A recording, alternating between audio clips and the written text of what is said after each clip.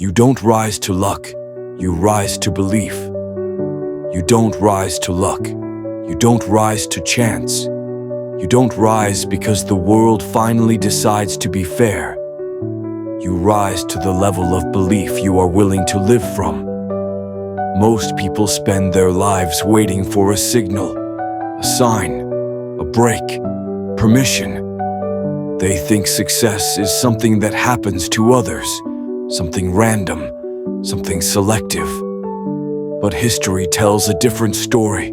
Nothing great has ever been built by accident. Edison didn't stumble into the light bulb. He decided it would exist. Carnegie didn't trip over wealth. He formed a belief so clear, it organized every thought, every relationship, every sacrifice. Lincoln didn't wait for confidence before leadership.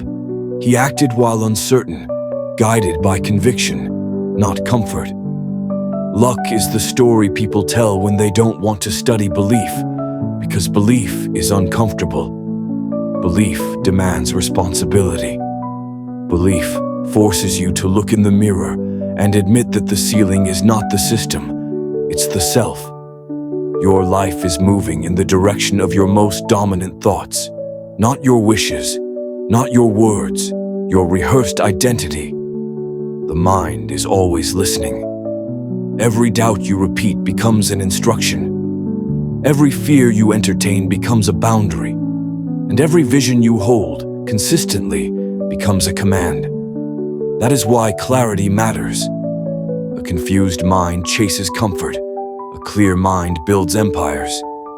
When your aim is definite, distractions lose power. When your purpose is sharp, excuses sound weak. You stop asking, "What if it doesn't work?" and start asking, "Who must I become to make it inevitable?" Belief is not blind positivity. It is disciplined imagination backed by action. It is showing up before the results arrive.